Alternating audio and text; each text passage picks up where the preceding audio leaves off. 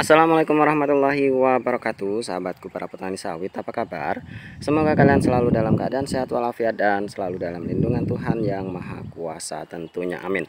Teman-teman, pada video kali ini kita akan berbicara mengenai manfaat pupuk dolomit atau pupuk kalsium karbonat yang sering kita gunakan di awal-awal rotasi pemupukan atau sering kita gunakan di awal-awal penanaman ataupun untuk sebagai pembenah tanah, itu yang sering kita dengar. Nah, sebenarnya apa sih pupuk dolomit ataupun pupuk kalsium karbonat itu dan manfaatnya untuk apa? Mari kita bahas sedikit-sedikit sesuai dengan literasi apa yang memang sudah saya kumpulkan, saya rangkumkan untuk teman-teman semuanya dan semoga ini bermanfaat.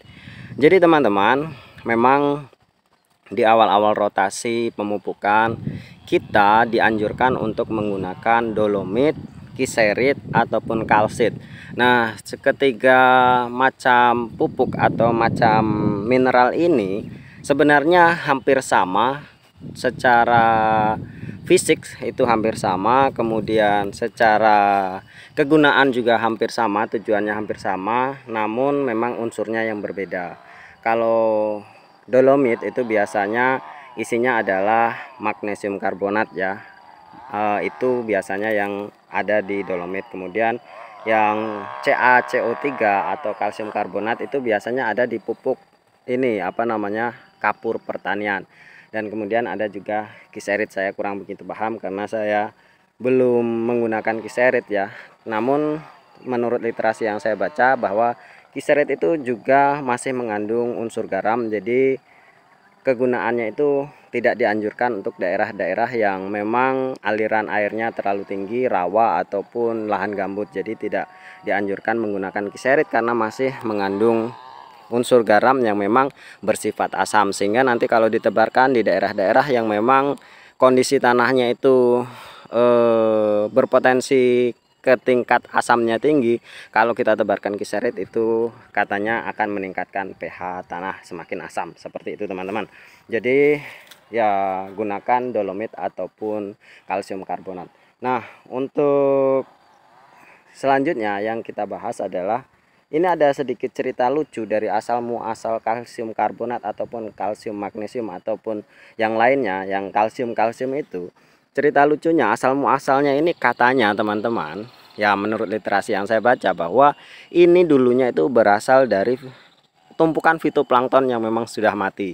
Jadi fitoplankton yang memang jumlahnya bilionan ataupun ya tidak terhingga itu menumpuk dan mati, jasadnya itu akhirnya membentuk satu batuan kapur yang kemudian di samudra itu naik ke permukaan, dan kemudian tersusunlah gunung batu kapur, dan di sanalah batu kapur itu teridentifikasi mengandung unsur kalsium.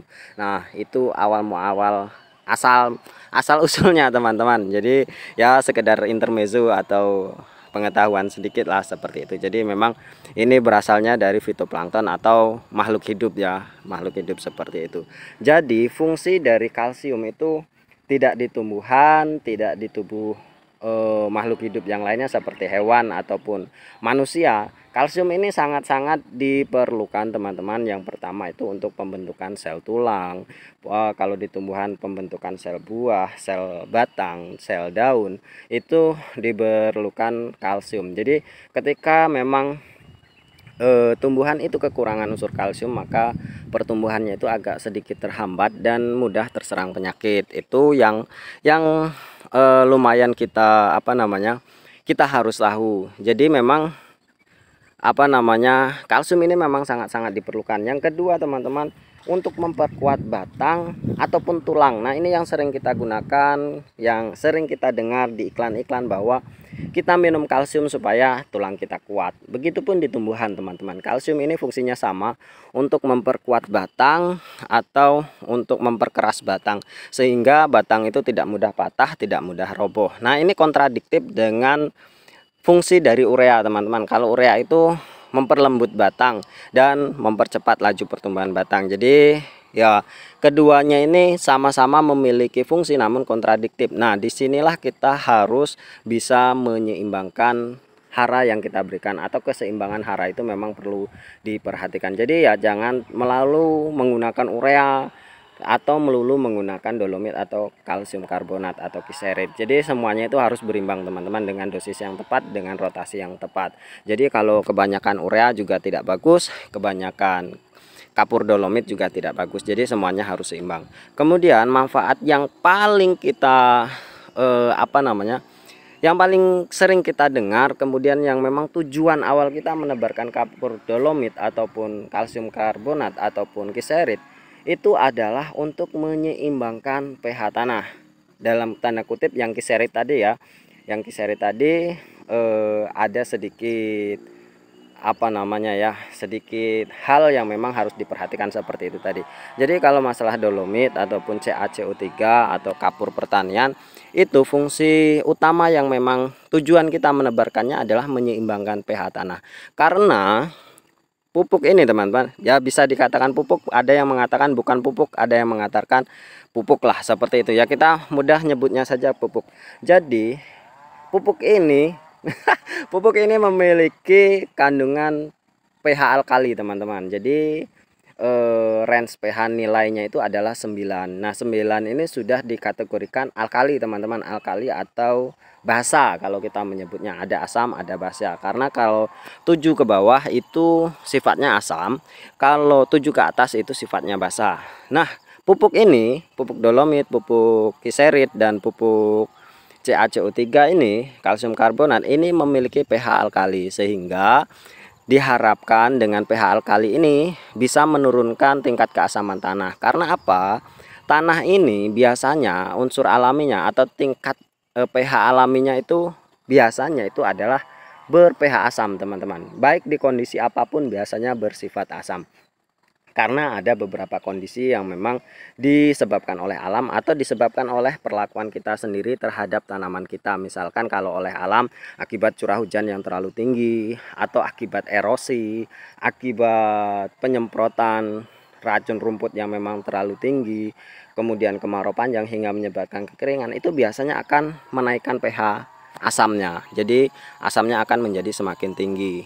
Yang kedua oleh perlakuan kita ya tadi, penyemprotan yang terlalu sering sehingga tanah itu menjadi erosi, aliran air yang terlalu deras sehingga menghilangkan unsur-unsur haranya, kemudian air hujan juga mengandung asam juga pH-nya, kemudian pemupukan dengan unsur-unsur pupuk yang memang bersifat asam yang memang sering kita lakukan itu akan meningkatkan keasaman tanah. Jadi dengan penggunaan dolomit ini, dolomit atau kiserit atau kapur pertanian ini, itu bisa menetralkan tanah kembali menjadi pH normal, yaitu pH 7. Jadi sehingga keasaman tanah itu menjadi menurun. Nanti dengan perlakuan lagi, dengan alam yang hadir lagi, dengan siklus alam serta siklus kita melakukan pemupukan dan perlakuan kita, nanti akan bersifat asam lagi dan kita netralkan lagi dengan penggunaan dolomit. Itu yang memang tujuan utama. Namun dibalik itu semua juga magnesium, kalsium itu memang berperan penting dalam tumbuh kembang dari tanaman kelapa sawit kita.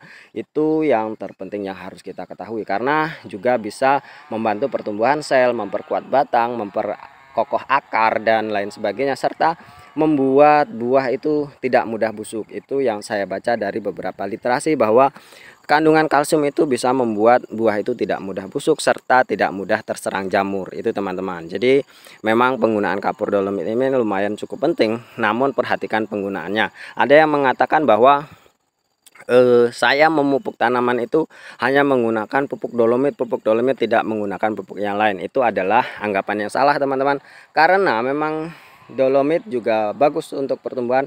Namun ketika kita kebanyakan menggunakan dolomit, maka tumbuh kembang sawit itu akan sedikit terhambat karena memang pengerasan sel serta batang. Dan tentu aliran-aliran nutrisi yang diberikan atau yang nutrisi dari alam itu tidak bisa sempurna diserap oleh tanaman, karena memang sel serta batangnya itu lumayan cukup keras. Jadi ya gunakanlah keseimbangan teman-teman. Jadi jangan hanya menggunakan satu jenis pupuk saja, gunakanlah unsur hara yang seimbang untuk tumbuh kembang kelapa sawit kita. Mungkin hanya ini teman-teman, semoga bermanfaat. Terima kasih atas perhatiannya. Wassalamualaikum warahmatullahi wabarakatuh.